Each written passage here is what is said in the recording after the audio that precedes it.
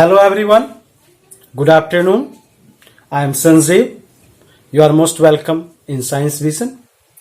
आज मैं आपको इलेक्ट्रोस्टैटिक्स यूनिट के बहुत ही बेस्ट टॉपिक कुलम्स लॉ पर कुछ प्रॉब्लम को सोल्व करूंगा, जिसमें पहला प्रॉब्लम लिखा हुआ है बोर्ड पे, उसको देखें।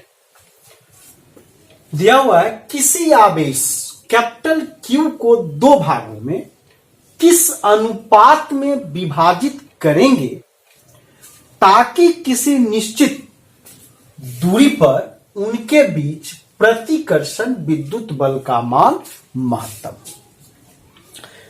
कूलॉम का नियम जैसा कि आपको पता होगा, बताया गया था कि दो बिंदु आवेशों के बीच लगने वाला आकर्षण या प्रतिकर्षण का बल उन दो बिंदु आवेशों के गुणनफल का समानुपाती और उनके बीच की दूरी के वर्ग के व्युत्क्रमानुपाती होता है। अर्थात कूलम्स लॉ, जैसा कि मैं बताया था, by Coulomb's law, Coulomb's law के आधार पर मैंने बताया था कि F equal to 1/4πε0 into Q1 Q2 by R square. अब यहां प्रश्न के आधार पर कह रहा है कि एक आवेश दिया गया है जिसको दो भागों में आपको बांटना है। तो मान लेते हैं, माना, सॉल्यूशन देखना है, माना कि कैपिटल Q को स्मॉल q तथा कैपिटल Q माइनस Q भागों में बांटा जाता है। तो दो भागों में हमने बांट दिया, जैसे आप यूं देख ले, ये देखिए, ये आपका स्मॉल q और ये capital Q minus small q, दो बिंदु आवेश हैं और इनके बीच की दूरी हम r मान लेते हैं, है ना। अब चूंकि कह रहा है कैपिटल Q को दो भागों में किस अनुपात में विभाजित करें ताकि किसी निश्चित दूरी, दोनों की दूरियां निश्चित हैं, तो उनके बीच प्रतिकर्षण विद्युत बल का मान महत्तम हो। तो प्रतिकर्षण विद्युत बल का मतलब है कि समान आवेश दोनों पर है, दोनों के आवेश जो हैं वो या तो दोनों पॉजिटिव होंगे या तो दोनों नेगेटिव होंगे, समान आवेश है। अब देखिए यहां से अब क्या हो गया, तो कूलॉम के नियम से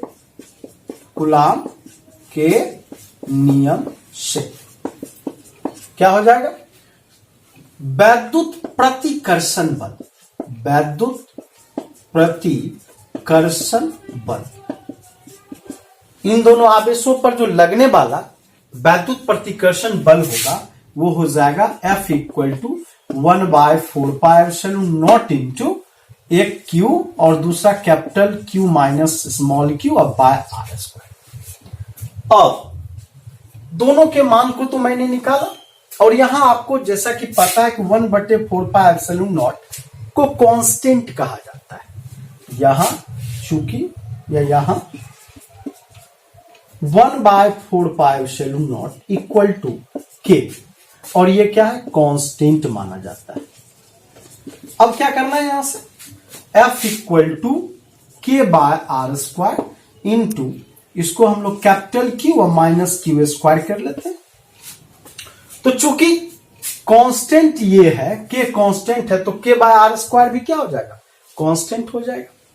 अब यहां से कह रहा है कि वैद्युत प्रतिकर्षण बल का मान महत्तम होना चाहिए। तो देखिए, वैद्युत प्रतिकर्षण बल के मान महत्तम होने के लिए,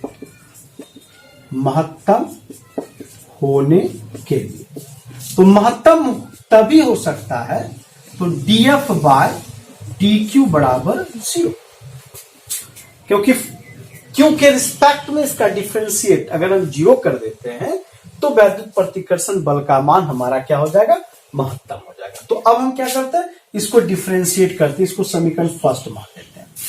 तो समीकरण फर्स्ट मानेंगे तो क्या हो गया, dF बटे dQ यहां से क्या करते हैं, समीकरण 1 को Q के सापेक्ष अवकलन लेने पर, अवकलन लेने पर, तो जैसे अवकलन लेंगे तो चूंकि k बाय आर स्क्वायर हमारा कांस्टेंट है तो इसकी वैल्यू नहीं होगी, तो capital Q into D Q by D Q, और क्यू स्क्वायर का भी डिफ्रेंशिएट हो जाएगा D Q square by D Q, क्योंकि क्यू के रिस्पेक्ट में हमें डिफ्रेंशिएट करना है, तो हमारा वैल्यू हो जाएगा df बाय डी क्यू बराबर कैपिटल Q डी क्यू 1 और माइनस 2Q। और जैसा कि आपको पता है कि वैद्युत प्रतिकर्षण बल का मान महत्तम होने के लिए df बाय dq का मान क्या होना चाहिए, 0। अब df बाय dq का मान 0 होगा तो हमारा वैल्यू क्या हो जाएगा, यहां से देखिए कैपिटल Q, चूंकि df बाय dq बराबर 0 तो कैपिटल Q माइनस 2Q बराबर कितना, 0। तो इससे ये पता चलता है कि 2Q का मान कैपिटल Q या Q का मान कैपिटल Q बाय 2 हो गया।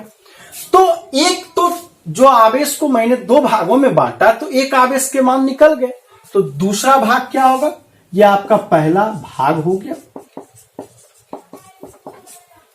अब दूसरा भाग, आवेश का दूसरा भाग क्या होगा भाई, तो कैपिटल Q माइनस Q, तो कैपिटल Q में Q बाय 2 को क्या कर देना, घटा देना, अर्थात ये भी मान क्या आ गया आपका Q बाय 2। अब कह रहा है कि दोनों का अनुपात चाहिए, अर्थात Q by capital Q minus small q, तो इस Q का मान भी Q बाय 2 और इस Q माइनस Q का मान भी Q बाय 2 ही होगा। इसको सोल्व कर सकते हैं, 2Q माइनस Q बाय 2, तो आपका ये total value cancel, then Q by capital Q minus Q equal to 1 by 1, तो यही हमारा वैल्यू हो गया, 1:1 इसके मान हो गए। तो इसमें अगर आपको कहीं से भी समझने में प्रॉब्लम्स हो तो आप बताएंगे। ये सारे प्रश्न बहुत ही इंपॉर्टेंट है और ऑल कंपटीशन में आपको ये काम करेगा। इसको नोट कर लीजिए आप अच्छी तरह से। मैं दूसरे प्रश्न की ओर चलता हूं। अब हम लोग दूसरे प्रश्न को देखते हैं। दूसरा प्रश्न हमारा है, समान द्रव्यमान स्मॉल m के दो पिथ बॉल समान लंबाई l के सिल्क के बने धागों से एक ही बिंदु से लटकाए गए हैं। दोनों पर समान आवेश क्यों दिए जाते हैं, तो आपको दिखाना है। तो सबसे पहली बात जो हमें करनी है कि एक रिजिड बेस लेना है। एक रिजिड बेस ले लिए और इस रिजिड बेस पे दो बॉल को लटका दिए, एक ये बॉल, ये बॉल, दो बॉल हम लटकाते हैं। चूंकि दो पिथ बॉल है और दोनों पर समान आवेश Q है और इनके बीच की दूरी, इनके बीच की दूरी x है और ये जो है बीच का कोण जो है ये थीटा है। चलिए, अब कह रहा है दोनों पर आवेश समान है, इस पर भी आवेश Q, इस पर भी आवेश Q और लंबाई भी L, ये भी L लंबाई का और ये भी L लंबाई का। ये आपका सिल्क का धागा है, सिल्क का धागा। ये आपका O दृढ़, ये रिजिड बेस है, दृढ़ आधार जिसको आप कह सकते हैं, दृढ़ आधार। ये पिथ बॉल है, तो जाहिर सी बात है कि पिथ बॉल पर जो हमारा पिथ बॉल है बना हुआ, इस पिथ बॉल को हम मान लीजिए ये A मान लेते हैं और इसको B मान लेते हैं। इस पिथ बॉल का भार mg वो ऊर्ध्वाधर नीचे की ओर कार्य करता है। और इस पर जो बल कार्य करेगा ये F बल कार्य करेगा। और चूंकि धागे का तनाव बल T है, ये दो घटकों में बटेगा। दो घटकों में वियोजित हम करेंगे। कैसे वियोजित करेंगे? तो एक घटक हमारा हो जाएगा Tx और एक घटक हमारा हो जाएगा Ty और ये आपका थीटा कोण बनेगा। तो Tx जो घटक है, चूंकि धागे का तनाव बल T है, तो यहां धागे के तनाव बल को दो घटकों में हम बांटते हैं, एक क्षैतिज घटक और एक ऊर्ध्वाधर घटक। अब तो सबसे पहला काम हमें करना क्या क्या है ये समझे। इसका भी भार mg, दोनों पित्तबॉल है, समान भार दोनों के होंगे। तो यहां हम क्या करते हैं कि बॉल ए का भार बराबर mg, बॉल ए का भार mg और धागे का तनाव बल, धागे का तनाव बल कैपिटल T। क्योंकि इस ए बॉल पर तीन प्रकार के बल कार्य कर रहे हैं। एक तो बल का भार हो गया mg, एक धागे का तनाव बल कैपिटल T और एक बल कैपिटल F। अब देखिए यहां से ये जो कैपिटल F है वो किसको संभालता है? Tx। और ये जो F बल लग रहा है, ये दोनों चूंकि समान आवेश हैं तो दोनों के बीच वैद्युत प्रतिकर्षण बल कार्य करेगा। तो ये जो F है दोनों आवेशों के कारण लगने वाला प्रतिकर्षण का बल है।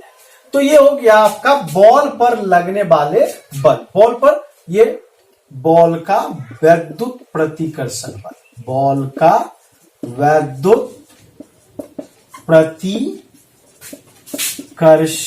बल। ये क्या हो जाएगा? F बराबर 1/4πε0 Q इंटू Q। अब बीच में चूंकि दूरी हमारी x है तो हम इसको इस प्रकार से भी लिख सकते हैं कि चूंकि दोनों के बीच की दूरी हमारा x है तो ये x² हमारा, तो Q इंटू Q अब बाय x²। अब यहां जो धागे का तनाव बल है, धागे के तनाव बल T को दो घटकों में बांटते हैं, दो घटकों में वियोजित करते हैं। वियोजित करने पर तो एक जो हमारा हो गया कि Tx बराबर T cos theta, sorry T sin theta हो जाएगा। और यही Tx चूंकि F को संभाल रहा है तो ये किसके बराबर? F के बराबर हो जाएगा। तो T sin थीटा बराबर 1/4πε0 इंटू Q² बाय x²। और ये समीकरण फर्स्ट, पहले इसको नोट कर लीजिए। 3। अब देखिए, चूंकि आपने एक घटक लिया Tx तो दूसरा घटक आपका Ty, तो Ty बराबर, Ty किसको संभाल रहा है? mg को। तो Ty बराबर T cos थीटा और T cos थीटा बराबर कितना? mg। तो ये समीकरण 1 और ये समीकरण 2। तो equation first divide by equation second, तो क्या रिजल्ट आएगा? T sin theta by T cos theta equal to 1/4πε0 into Q² by x² और बाय में mg। तो tt तो कैंसिल हो गया क्योंकि तनाव बल का ही यह कंपोनेंट था। तो यहां से हमारा tan थीटा बराबर रिजल्ट हो गए 1/4πε0 इंटू mg और Q² बाय x²। अब चूंकि थीटा का मान बहुत ही छोटा है, थीटा यहां बहुत ही छोटा है, चूंकि थीटा बहुत छोटा कोण है। अब बहुत छोटा कोण होने के कारण, बहुत छोटा कोण है, जैसे बहुत छोटा कोण होने के कारण क्या हो जाएगा, हमारा वैल्यू जो है tan थीटा का मान हम लगभग बराबर ले लेते हैं sin थीटा के बराबर, और sin थीटा का मान लंब बटे कर्ण के बराबर, अर्थात परपेंडिकुलर बाय हाइपोटेन्यूज। तो परपेंडिकुलर यहां से जो हमारा मान होगा, देखा जाए यहां से क्या हो जाएगा, तो ये जो हमारा वैल्यू है थीटा, थीटा की बात हम लोग करते हैं, पहले इसको थोड़ा सा नोट कर लीजिए फिर हम आगे बढ़ते हैं। चलिए अब यहां से tan थीटा बराबर sin थीटा करते हैं, और sin थीटा का मान परपेंडिकुलर बाय हाइपोटेन्यूज, तो परपेंडिकुलर क्या हो जाएगा, तो ये जो हमारा वैल्यू है हाफ हाफ, चूंकि x यहां से यहां तक x है, तो ये क्या हो जाएगा हमारा x/2, तो परपेंडिकुलर x/2 और हाइपोटेन्यूज हमारा कितना l, तो ये हमारा वैल्यू यहां से यहां तक दो पार्ट में बटा हुआ है, तो ये आधे आधे भाग x/2 के रूप में, ये भी x/2 और ये भी जो है x/2 के रूप में, तो हमारा जो रिजल्ट हो जाएगा परपेंडिकुलर बाय हाइपोटेन्यूज अर्थात x/12। अब देखने वाली बात यह है कि tan थीटा लगभग बराबर होगी sin थीटा के, तो हम यहां से क्या कर लेते हैं, हमारा जो मान हमारा आएगा x/12 equal to 1/4 pi epsilon naught q square by mg into x square. तो चूंकि हमें x के मान को ज्ञात करनी है, तो हम क्या करते हैं, थोड़ा सा इसको देखा जाए, इस पिक्चर को हम ओमिट कर रहे हैं। अब देखिए यहां से जब हम इसको आगे बढ़ाते हैं तो हमारे पास रिजल्ट क्या हो जाएंगे, एक्स क्यू इक्वल टू, क्योंकि एक्स स्क्वायर को एक्स से मल्टीप्लाई करेंगे, एक्स क्यू और ये 2n उधर चला जाएगा, तो x q equal to q square into 12 by 4 pi epsilon naught into mc।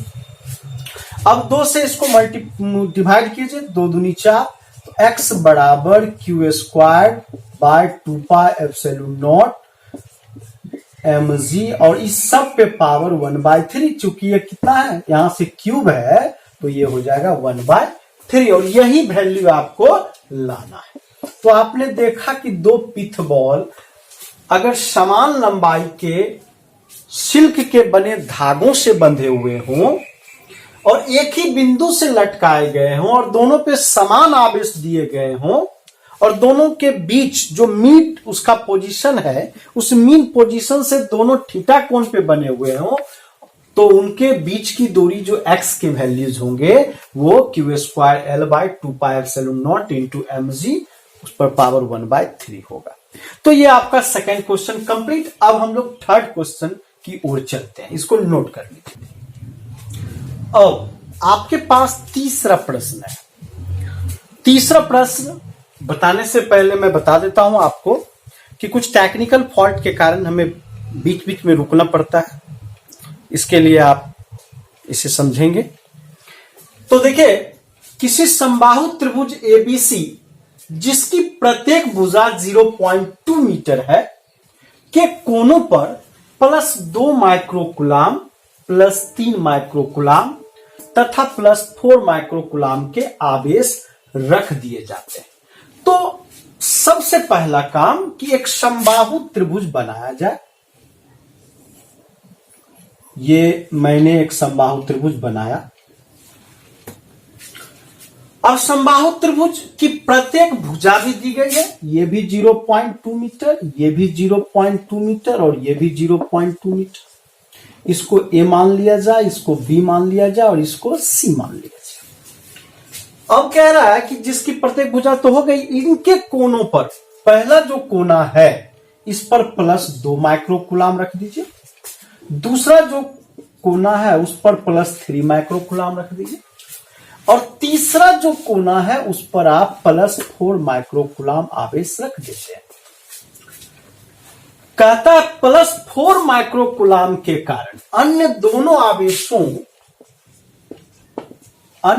आवेशों के कारण परिणामी बल ज्ञात करें। बिल्कुल सही बात है। तो करना क्या है, बारी बारी से सभी बलों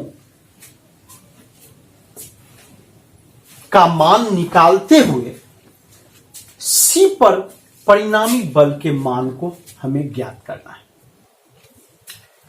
तो ज्ञात करना शुरू करते हैं। सबसे पहला इसको हम लोग थोड़ा बांटते हैं, चूंकि सब 60 डिग्री ही एंगल क्रिएट कर रही है। ये भी 60 डिग्री, ये भी 60 डिग्री और ये भी 60 डिग्री। तो थोड़ा सा इसको बांटते हैं, इसको और आगे बढ़ा दीजिए और इसको भी आप आगे बढ़ा दीजिए। दोनों को थोड़ा आगे बढ़ा देते हैं। इसको हम लोग मान लेते हैं ये D है और ये मान लेते हैं E है, और ये आपका परिणामी F है। ये आपका FA वेक्टर को बतला रहा है, ये आपका FB वेक्टर को बतला रहा है। तो ये FA वेक्टर को बताया और ये FB वेक्टर को बताया, और ये कितना आपका 60 डिग्री। अब करना क्या है? तो सबसे पहली बात जो हमें काम करनी है वो ये कि A पर, देखिए A पर स्थित +2 माइक्रोकुलाम तथा C पर स्थित +4 माइक्रोकुलाम के कारण आरोपित वैद्युत बल, ए पर हमारा +2 माइक्रोकुलाम और सी पर +4 माइक्रोकुलाम। तो दोनों पर जो आवेश दिए गए हैं, इन दोनों आवेशों के कारण आरोपित वैद्युत बल क्या हो जाएगा? देखिए, ये हो जाएगा FA वेक्टर। इसका मान अगर हम निकालते हैं तो इसको वेक्टर के रूप, चूंकि हमको परिमाण निकालनी है, तो FA का मान 1/4πε0 इंटू ये वैल्यू हमारा 2 गुने 10⁻⁻⁶, चूंकि 2 माइक्रोकुलाम है, और ये वैल्यू हमारा 4 है तो 4 गुने 10⁻⁻6 अब बाय R² अर्थात 0.2 का होल स्क्वायर। और इनकी जो दिशा है ये क्या हो जाएगा? इनकी दिशा CD के अनुदिश हो जाएगी, CD के अनुदिश होगी। अब इसको हम सोल्व कर लेते हैं। तो FA बराबर कितना? 9 गुने 10⁻⁹, 4 दूनी 8, 6 4 10, सॉरी 6 4 कहते हैं, 6 6 12 हो जाएगा। और ये 0.2 का जो होल स्क्वायर है ये 4 अर्थात 0.04 करते हैं। तो इसको जब हटाएंगे तो ऊपर में 100 आ जाएगा। अब हमारे पास क्या रिजल्ट हो गए? रिजल्ट 4 दूनी 8 कैंसिल, तो 9 दूनी 18 गुने 10⁻⁻12 गुने 10⁻11 या 18 इंटू 10⁻⁻1 या 1.8 न्यूटन। तो आपने देखा कि A और C पर के आवेश के कारण जो वैद्युत बल FA निकला उसका मान ये है। अब हम B पर जो आवेश हमारे हैं और C पर जो आवेश हैं उनके कारण आरोपित बल FB वेक्टर का मान निकालेंगे। तो यहां से +3 माइक्रोकुलाम और +4 माइक्रोकुलाम के कारण आरोपित बल, ये हमारा क्या हो जाएगा? F, देखिए ये B है तो FB हो जाएगा। FB का मान फिर वही बात 1/4πε0 इंटू 3 इंटू 10⁻⁻6 और क्या 4 इंटू 10⁻⁻6 अब बाय 0.2 का होल स्क्वायर। और ये कौन से नियम पर मैं बैठा रहा हूं? कुलाम के नियम से। कुलाम का जो नियम है वो आप अच्छी तरह से जानते हैं कि दो आवेशों के बीच जो बल लगता है वो F बराबर 1/4πε0 Q1 Q2/r²। अब इसके मान को थोड़ा सा तोड़ते हैं। 9 इंटू 10⁹ और 4 तिहाई 12, 10⁻⁻12 और यहां से 0.04 इसको भी हटाइए, ऊपर में 100 आ जाएगा। 4 तिया 12 कैंसिल हो गया, 9 तियाई 27, 9 2 11, 11 में से 12 गया, यहां से 10 पर पावर -1 या 2.7 न्यूटन। और ये किस ओर अनुदिश है? BC, तो C इनकी दिशा CE के अनुदिश होंगी, अनुदिश होगी। अब देखिए, आपने FA निकाला, आपने FB निकाला, तो परिणामी बल कैसे निकले? परिणामी बल, क्योंकि आपको दोनों आवेशों के कारण परिणामी बल के मान ज्ञात करनी है। तो आपको पता है कि समांतर चतुर्भुज सदिशों के समांतर चतुर्भुज योग नियम से बताया गया था कि F बराबर √ FA का होल स्क्वायर प्लस FB का whole square plus 2FA FB cos theta, cos 60 degree. अब थोड़ा सा इसमें हम लोग बनाएंगे, क्या करेंगे? F इक्वल टू √ FA का होल स्क्वायर, तो FA हमारा कितना 1.8 का होल स्क्वायर, FB 2.7 का होल स्क्वायर, और 2 इंटू 1.8 इंटू 1.7, सॉरी 1.7 2.7, और cos 60 का मान 1/2, तो 2 कैंसिल, और 2 कैंसिल, तो F का वैल्यू कितना? √ 1.8 को अगर स्क्वायर करेंगे 3.24, 2.7 को अगर आप स्क्वायर करते हैं तो करके देख सकते हैं आप कितना हो सकता है। 2.7 का स्क्वायर 2.7, एक बार इसको करके देखते हैं हम लोग। 27 9 7 दूनी 14, 4 18, और 7 दूनी 14, और 2 दूनी 4 1 5, 9 8 4 12, 5 1 6 1 7, 7.29, और प्लस जब 18 को 27 से मल्टीप्लाई कीजिएगा तो आपका वैल्यू जो आएगा वो कितना आएगा? 8 7 56, 56 6 8 5, 16 5 21, और 27, 6 7 1 8 2 2 4, अर्थात ये हो जाएगा आपका 4.86। और जब सब को जोड़ेंगे, सारे वैल्यू को जब हम जोड़ते हैं तो आपका 6 9 15, 4 19, 8 2 10, 2 12, 1 13, और 4 7 11, 3 14, 1 15, 15.39। और बेसिकली इसको हम लोग 16 के बराबर मान के चलेंगे, और जब 16 के बराबर मानेंगे तो यह मोटा मोटी 3.9 न्यूटन के बराबर होगा।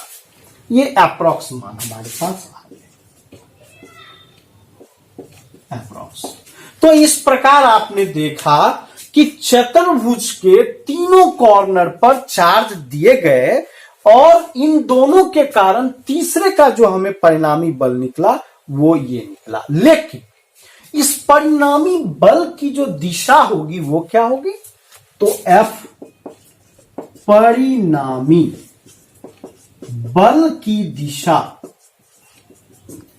AB के मध्य बिंदु की ओर हो,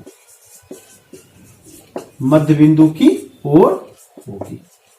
तो इस प्रकार से हम लोग इस प्रॉब्लम को सोल्व करते हैं। अब चौथे प्रश्न की ओर चलेंगे, नोट कर लीजिए इसे।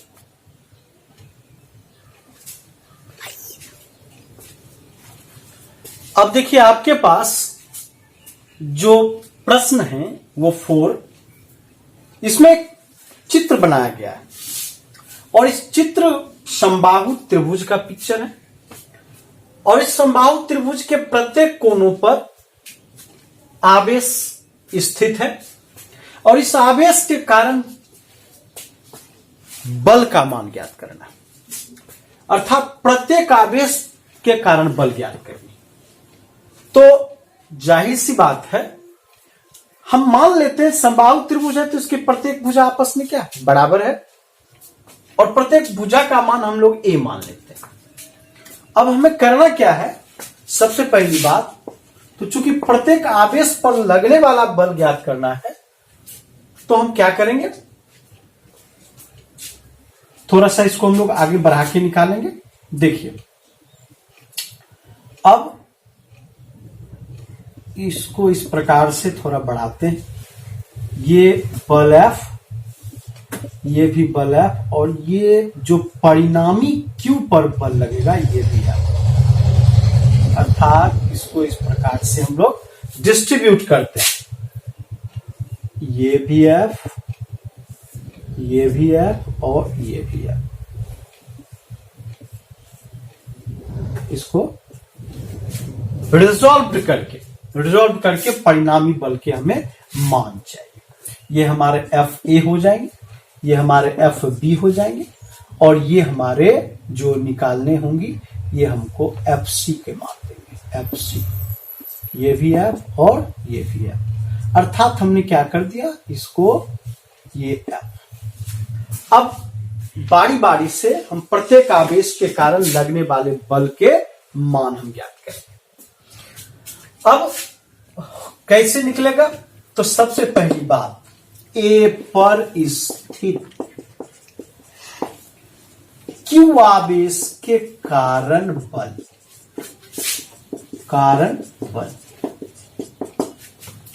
कैसे निकलेगा, FA बराबर रूट ओवर कर दिए। इसका वैल्यू जैसा कि आपको पता है कि F square plus 2 into F और कितना cos 120 डिग्री। कैसे, तो ये जो एंगल हमारे पास तैयार हो रहा है, ये टोटल जो मान हमारे पास बनेंगे वो कितने हो जाएंगे, 120 डिग्री के कोण होंगे। ये भी हमारे एंगल हो जाएंगे 120 डिग्री के हो जाएंगे।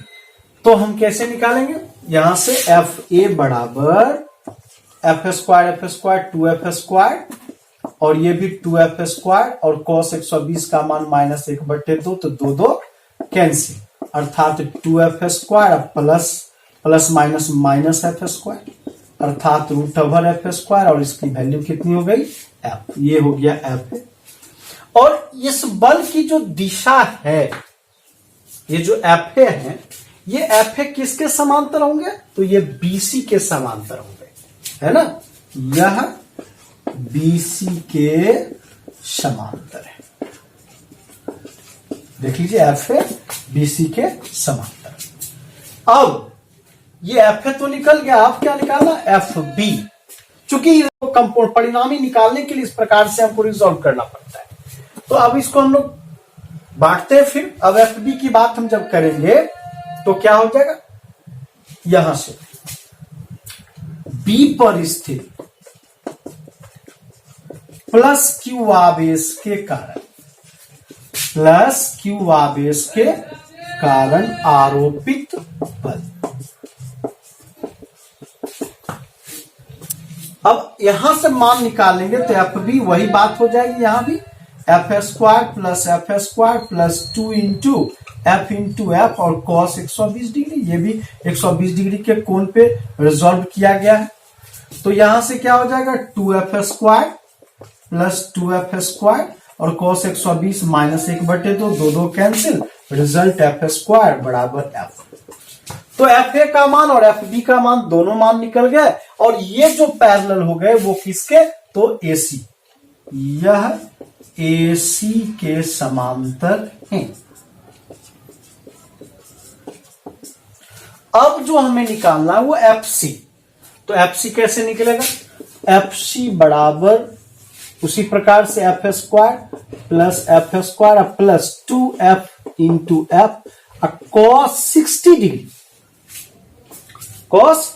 डिग्री, क्योंकि इनके तो इस कंपोनेंट में, इसके इस दिशा में इनके, और इस दिशा में, लेकिन इनके इस दिशा में, ABC के AB के मध्य बिंदु की ओर। तो यहां से FC बराबर, यहां से 2F square plus 2F square और cos 60 का मान 1/2, तो 2 कैंसिल, रिजल्ट क्या आ जाएगा, 3F स्क्वायर, और जब इसको तोड़ेंगे तो F√3। तो आपने देखा कि डिफरेंट आवेश अर्थात यहां से C पर स्थित माइनस Q आवेश के कारण बल। तो आपको A पर आरोपित बल निकल गया, B पर आरोपित बल निकल गया और उसी प्रकार C पर आरोपित भी बल निकल गए। तो ये हो गया त्रिभुज के प्रत्येक कोनों पर स्थित आवेश के कारण बल। इसे नोट किया जाए। मैं अगले प्रश्न की ओर चलूंगा। अब आपके पास क्वेश्चन संख्या 5 दी गई है। ठीक एक जैसी दो धात्विक गोलियां, मतलब दोनों जो गोली हैं वो सजाती आवेश है दोनों पर, और परिमाण अलग अलग है लेकिन एक जैसी धात्विक गोलियां हैं, और एक दूसरे से 0.5 मीटर दूर होने पर वो एक दूसरे को इतना बल से प्रतिकर्षित करते हैं, और जब उन्हें आपस में एक दूसरे से स्पर्श कराया जाता है तो उतनी ही दूरी पर रखने से इतने बल से वो प्रतिकर्षित हो जाते हैं। तो प्रत्येक गोली पर प्रारंभिक आवेश क्या हो? तो मान लेते हैं एक ये गोला और एक ये गोला, दो गोला रखा गया, दोनों के बीच की दूरी कितनी है? तो 0.5 metre. But I don't know what is the charge consist this ball and what is the charge consist this ball. हमें यह नहीं पता है कि इन दोनों बॉल का चार्ज क्या है, लेकिन दोनों के बीच जो फोर्स ऑफ रिपल्सन लग रहे हैं वो आपके 0.108 न्यूटन है। तो हम मान लेते हैं, लेट अस कंसीडर, मानते हैं, क्या मान लेंगे? लेट दोनों गोलों पर Q1 और Q2 आवेश, Q1 और Q2 आवेश हैं। पहले गोले पर आवेश हम Q1 मान लिया, दूसरा पर Q2 मान लिया। अब क्या होगा? जैसे कि आपको पता है कि आप F बराबर 1/4πε0 into Q1 Q2 by R square, किसके द्वारा? By the Coulomb's law, Coulomb's के नियम से। अब क्या हो गया? F का मान हमारे पास F1 दिया हुआ है, कितना? 0.108 इक्वल टू, और 1/4πε0 का मान 9 इंटू 10⁹9। Q1 नहीं जानते, Q2 भी नहीं जानते, लेकिन R स्क्वायर के वैल्यूज हमारे पास दिए हुए हैं 0.5 का होल स्क्वायर।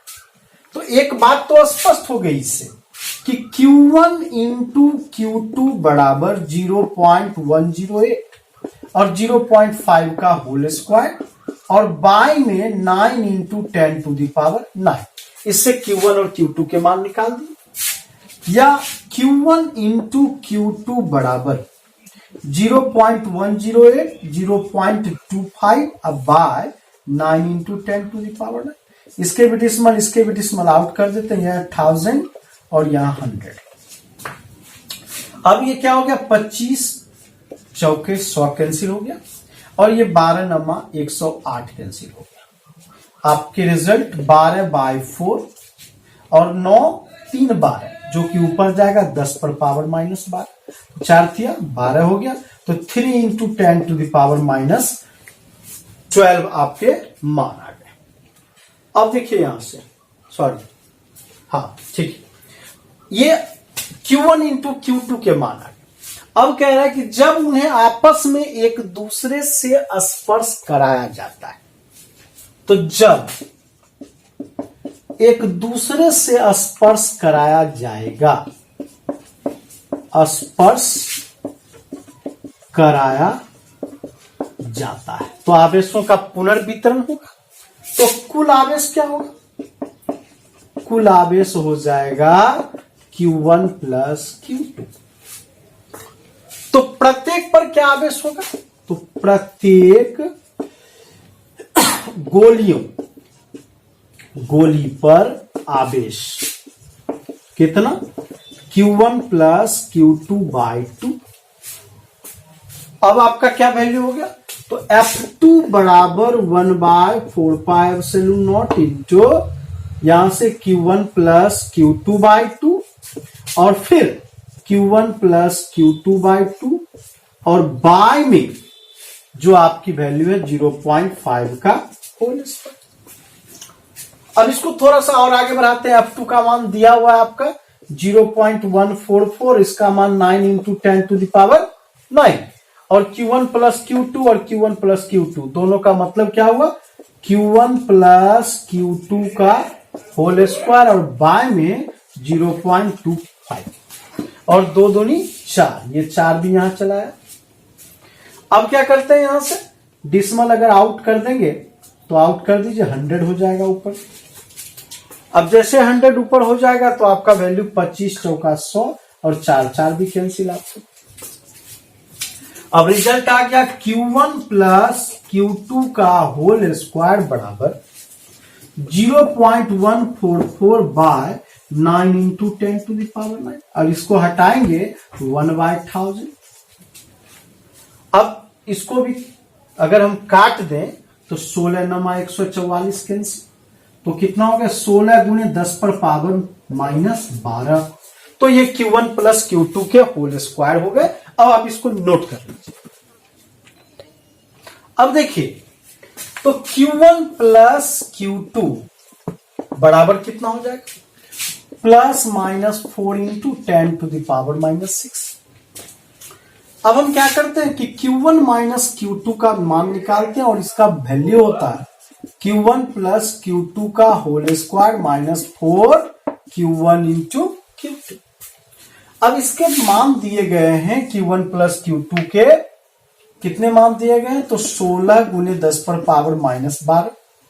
अब 4 इंटू 3 गुने 10 पर पावर माइनस 12, चूंकि इसका मान पहले ही निकाल चुके हैं हम लोग, तो 16 घटाओ 12 गुने 10 पर पावर माइनस 12, इसलिए 4 गुने 10 पर पावर माइनस 12 और 12 नहीं, इसको तोड़ेंगे तो माइनस 6, ये प्लस माइनस निकल जाएंगे किसके वैल्यू Q1 माइनस Q2 के। तो ये समीकरण 2 और ये समीकरण 1।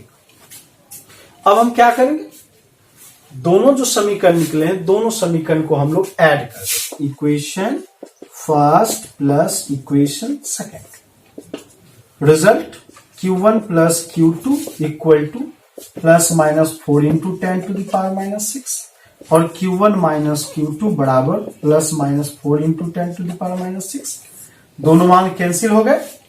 2Q1 बराबर plus minus 8 into 10 to the power minus 6 या Q1 का मान plus minus 4 into 10 to the power minus 6 आपके मान निकल गए। तो Q1 तो आपके निकल गए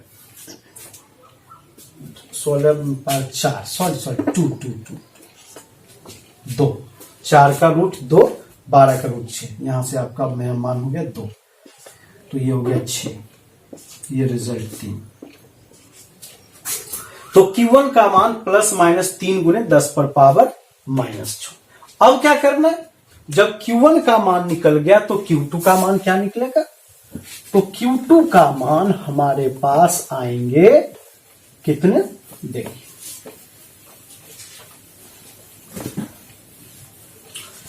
Q2 के मान निकले समीकरण 1 से, समीकरण 1 से क्या हो गया Q1 प्लस Q2 बराबर प्लस माइनस 4 गुने 10 पर पावर माइनस 6। तो जैसे Q1 का मान प्लस माइनस 3 गुने 10 पर पावर 6 प्लस Q2 बराबर प्लस माइनस 4 गुने 10 पर पावर माइनस 6, तो Q का मान हो गया प्लस माइनस 1 गुने 10 पर पावर माइनस 6। इसको लिख सकते हैं प्लस माइनस 3 माइक्रोकूलम्स और इसको लिख सकते हैं प्लस माइनस 1 माइक्रोकूलम। तो इस प्रकार हमने वैल्यू को ज्ञात कर लिया, ये Q1 के मान और ये Q2 के मान, और यही आपका प्रत्येक गोली पर प्रारंभिक आवेश था जो कि हमने निकाला। ये 5 जो मैं आज न्यूमेरिकल्स आपको बताया हूं ये कूलम्स लॉ पे आधारित हैं और ये किसी भी कंपटीशन एग्जाम के लिए इंपॉर्टेंट है। अब मैं अगला जो आपको न्यूमेरिकल्स बताऊंगा वो इसी इलेक्ट्रोस्टैटिक्स के अगले टॉपिक पर बेस्ड होगा। धन्यवाद।